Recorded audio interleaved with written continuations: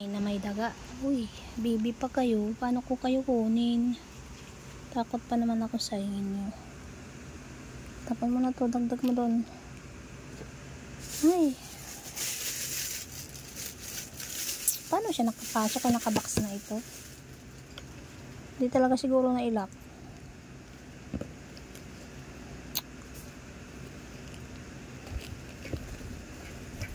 Alis ka dyan eh kay kulot eh. Sama mo na rin ito. Tapon mo na din to. Ingat-ingat ng daga.